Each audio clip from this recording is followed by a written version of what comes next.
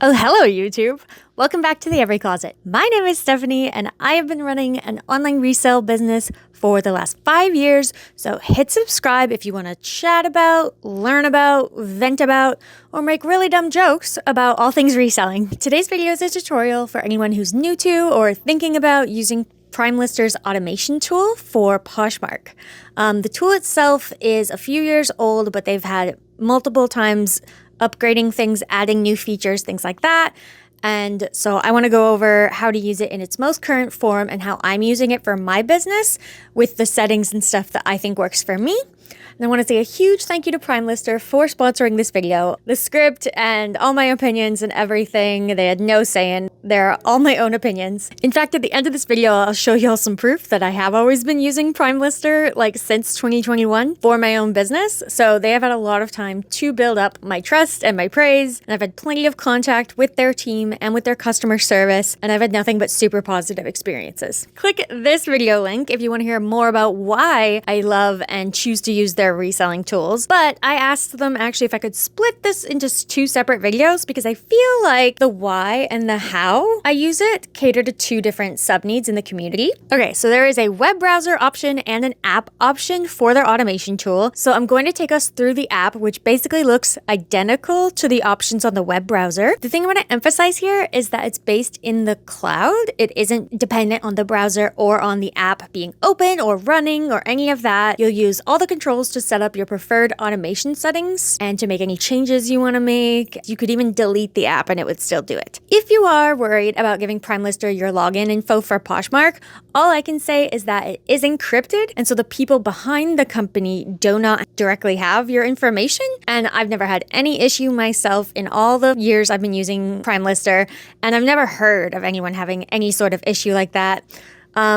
Think of it like the people at the bank can open and edit your accounts if you give them your PIN. It's the same sort of thing. So I know it seems a little scary, but it's really not. So here we are pulling the app up on my phone. It opens to the activity page, which just tells us what the tool's been up to so far for today. It looks super normal to me. This is just telling me what it has done, not what I've set it up to do. So let's move on. In the bottom left corner, you have my closet. If we click it, we can see that I have the Poshmark Canada and US closets connected, although the US closet is on a very extended vacation. I talk more about that in this video. The next tab over is the listings tab, which is fantastic for many reasons. Just like you could do in your Poshmark closet, you can search your listings for a specific one, or you can filter them and select multiple by how many likes they have or other things, including now the listing age, which is fantastic for those new relisting updates that we've been all having to deal with. I'm going to go over my 2 cents about all of that at the end of the video when I talk about relisting. Anyway, what I mainly use the listings page for is mainly for bulk updating of prices. So Closet Clearouts tool on Poshmark lets you bulk lower your listings by 10% or 20 or whatever on Fridays and Sundays in Poshmark. But with this, I can raise or lower by any percent or dollar amount anytime, and I have a lot more specific control about how I can do that. This listings page can also be used to make bulk sending offers. This is something that I totally recommend doing twice a week at least. And you can choose specific listings on here to relist, which is how I do about half my relisting, because I like relisting items that are in season or on trend or sometimes even well-timed for a specific posh party that's happening. I know I say that the posh parties don't matter, and they don't. It's like a tiny bump, but over days and weeks and years, that bump will add up over time. Something I first used the listings page for when I got the automation tool was to check that the bot was actually working. So I'd like load the page,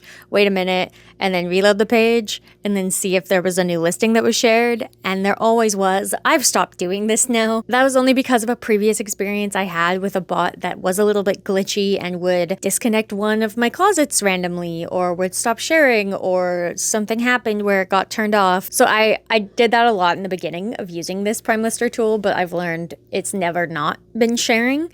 So I kind of stopped using it for that. Next is the automations page, and this is where I'm going to spend a lot of time going over my settings and my thoughts with you guys. You get so much control from this page. You get to control really small details about how to run your business. That is fantastic. So we open the automation page and we see that I have all of the automations enabled except for return share and return follow. I don't think these are bad things to enable, but just like a person would, the bot only has so many actions it can do in a day and so many hours to do it. And there's also maximums for a lot of these functions, and those help keep your closet safe from Posh share jail or from just getting in trouble with Poshmark in general. This sounds selfish, and I'm sorry, but business is business. Then why would I share someone's stuff or follow them if they've already shared my stuff or followed me? It isn't like we're gonna go back and forth all day sharing. And you can't do that with following. If they've followed you and you follow them back, they can't follow you again. So I figure, why wouldn't I have the bot sharing things from closets that haven't necessarily already shared or followed me? When you interact with new closets, you can prompt their response sometimes. And yes, I do hear how I'm using my own logic to request a quid pro quo from other closets while not providing my own. I guess I am just hopeful that, like me, other poshers don't consider the return, follow, or share to be a necessary etiquette. I don't find it rude at all if someone doesn't follow or share back. And like, who has time anyway to go through all of your shares and follows and to see if they returned it? Like, we are business owners, okay? We are too busy for that. Let's go through these automations one by one. Easiest one first, follow new closets. Super simple. The bot will follow Poshmark closets that you don't already follow. That can trigger a bit of activity. It might give them a notification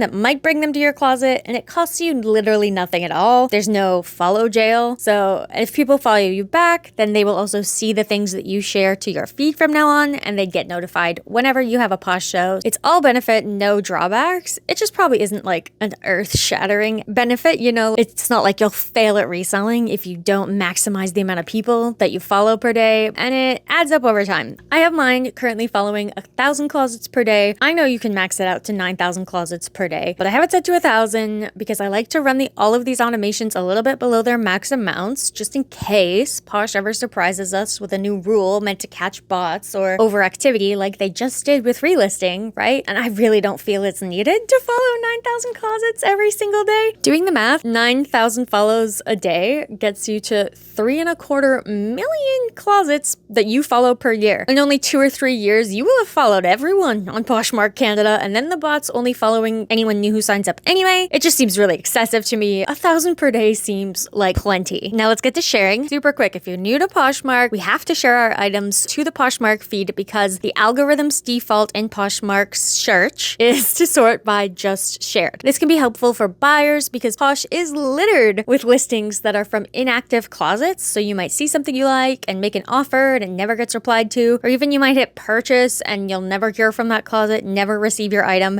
No one wants that. Sharing is absolutely necessary daily habit for any Poshmark seller. Just hands down, you have to do it. Let's click into community shares. Again, you can set it between 1 and 9,000 community shares per day. You can also set up to 9,000 personal shares per day. The reason for the sharing limit is because of something that is colloquially known in the community as share jail, which is where Poshmark will suspend your closet's ability to share items if they detect that you're doing it too often. So often that only a robot could possibly be doing it. I've been in share jail 3 times with other bots and things that I've used. I've never been in share jail from PrimeLister, but from my experience and from hearing about others' experiences, share jail triggers somewhere around the 10,000 share mark, and it lasts between 5 and 75 hours. So a few days max. Even if it's just 12 hours, that's 12 hours. So they will reach a much smaller audience than they could when you are able to share. So we want to avoid share jail at all costs. This is why my community shares are only set to 400 per day. It's nice to share other people's items, and the theory is that it does help promote activity in your closet and in the app in general. My priority is sharing my own items. So currently I have 400 community shares per day. Plus, and if we click over to the regular shares, I have 7,850 personal shares under the 9,000 limit that PrimeLister sets and comfortably below the 10,000 share trigger point. I stay below it because I know I'll be active on my closet throughout the day. So I keep the bot doing what I consider to be the minimum I need to happen every day, and then I probably take care of the rest. In the share tab, you have so many options, which I love. You get so much control. It breaks down the shares into the hours of the day, and so you get to tell PrimeLister how many things to share in those hours when you want them shared, and then within that hour, PrimeLister itself uses an AI to determine when to share those listings, like speeding up or slowing down based on what a human-like behavior would be, and also based off Poshmark's traffic at the time to maximize how your listings get seen, which is honestly the hard part. I do the easy part, which is mapping it out throughout the day. I am on the west coast of Canada, the last time zone on this continent, so I have everything shifted to the earlier hours of the day because I know that while I'm asleep and most of Vancouver is at 4 a.m., people are waking up in Montreal, grabbing their phone and browsing Poshmark. So I need to make sure I'm putting my items in front of their eyes when they're using the app. I also allow for a midday dips around 12, 1, 2 p.m. I've just found that there is a corresponding dip in Poshmark activity most days, especially weekdays, when most of the country's at work or at lunch or basically not free to shop. It also gives you the option to only share listings on a specific price. My closet usually has a maximum of 2,000 items in it, but this would be super useful for a very, very big closet who say they have 5,000 listings or something. That means they can't even share their whole closet twice in a day. So prioritizing which items would get shared might be their best strategy. Say, I only want to share my items that cost more than $10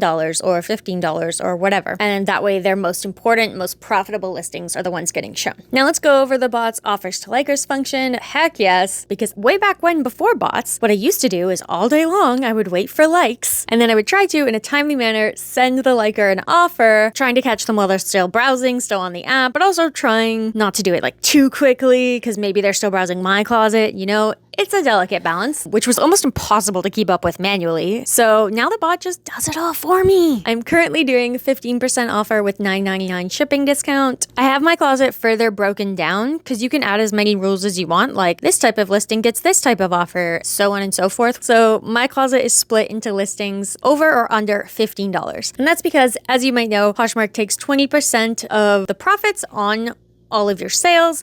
However, if it's under $15, they take a dollar amount. I think it's $2.95 or $3.95, which is significantly more than 20%. So because of that, I have it set to only 10% off and definitely no shipping discount for any items that are under $15. And again, if the item costs less, it's much less efficient to give a shipping discount in terms of your own profit. And like I said, you can use many other filters to separate which listings gets which offers, and that level of control is legit unheard of in any other app I've used. A new function for the automation tool, which is just makes all of this even so much better, is bundle creation. I used to do this manually, so I used to watch for people who would like multiple items, and then I would add those items to a bundle, I'd send them a message, and then I would send them an offer after that. And now, PrimeLister will even do this for me. You get to dictate the message that you send. You can completely craft it your own and it will send it for you. You get to control how long after the people like the items that the offer is sent on the bundle.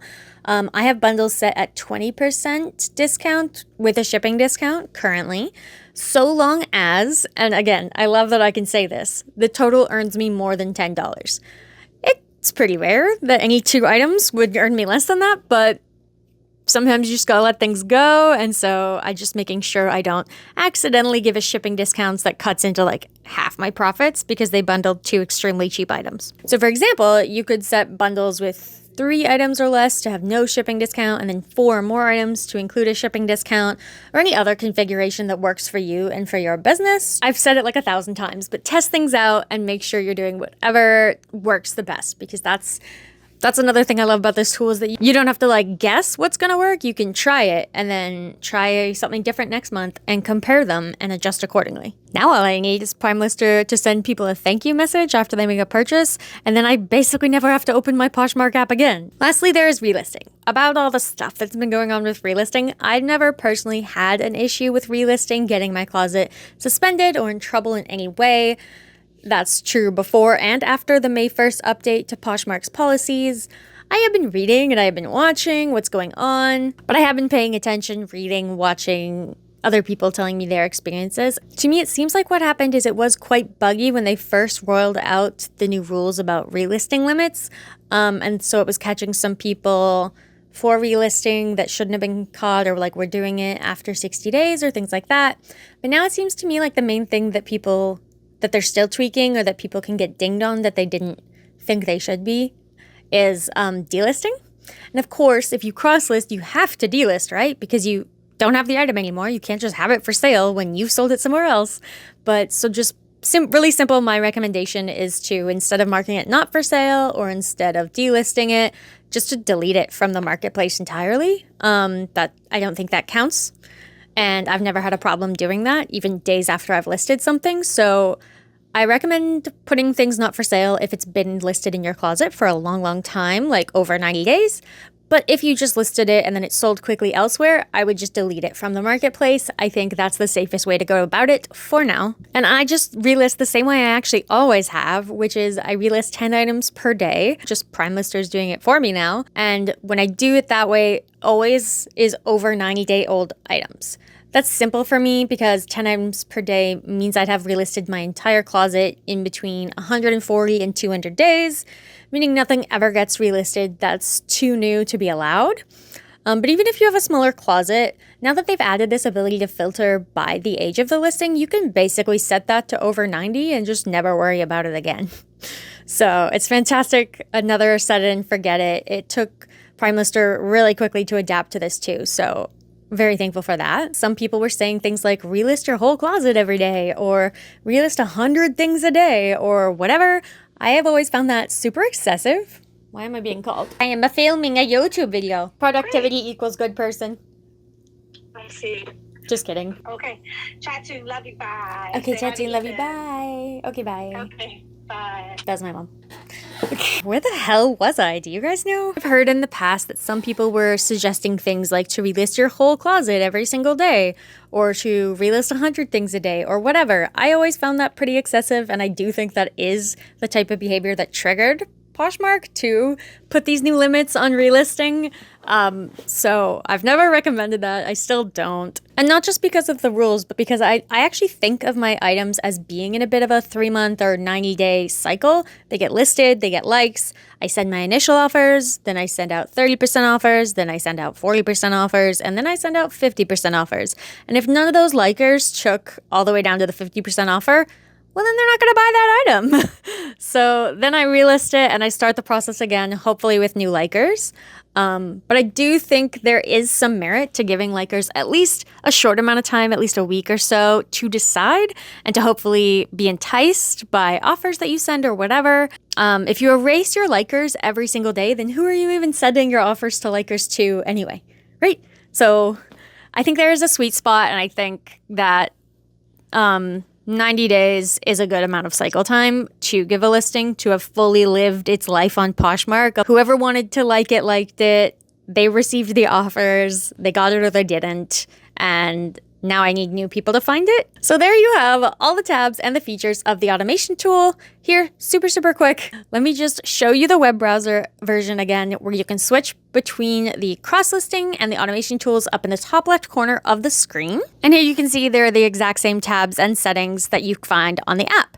And so when you adjust one of the settings on the computer or the app, they talk to each other, so it automatically gets adjusted on the other as well. You don't have to worry about making them match in the settings. It's a bot. It will do that itself. And like I promised from the beginning, here's the proof that I have been using PrimeLister every single month since 2021 consistently. And wow, I even learned that the automation tool came out earlier than I thought it did.